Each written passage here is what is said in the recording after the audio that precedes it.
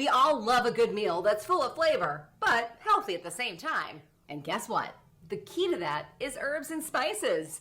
Yeah, we use them all the time when we're cooking, but do you know how they actually tie into your health? Let's learn more in today's Healthy Eats.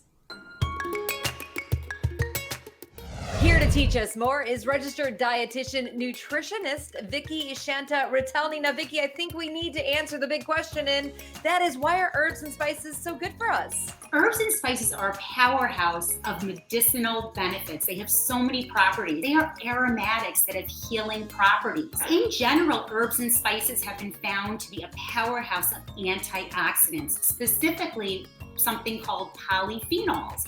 A lot of research is showing that they fend off chronic disease states, type 2 diabetes, cardiovascular disease, certain cancers. There are a whole host of medicinal benefits to herbs and spices that we are still uncovering today.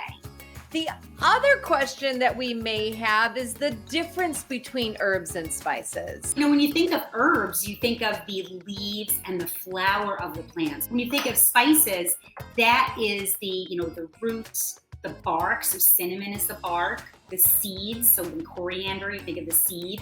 So they are different parts of that plant. Is fresh better than dried? Really, honestly, they both have tons of medicinal value. Dried has a really powerful potency for a small amount. Because herbs and spices have so much flavor, we can actually cut back on the salt we're adding to our meals. So when you think about using herbs and spices, it takes the place of sodium in many dishes. The other thing is, when you're looking to use spice blends, use the actual sodium-free spice blends or seasoning blends, and you'll see that on the label.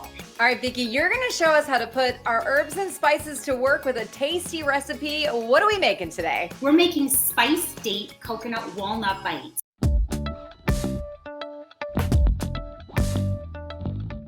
2 cups of dates, so you just puree these, and then you're going to add a cup of walnuts. The nice thing about this recipe is it's all in your food processor.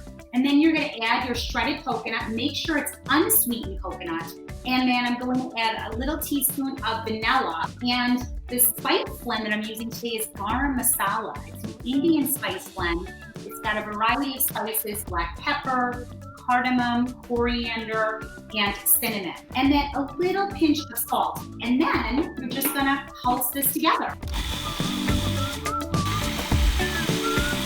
Now it's time to roll them into little balls? Yes, you use your hands to do this. Once they're all rolled into these bite-sized balls, you just place them in the refrigerator for a couple of hours, and then you can enjoy. I think as we wrap this all up, what we can say is that by using herbs and spices, we can add great flavor to our cooking, but we can also reap all of those health benefits.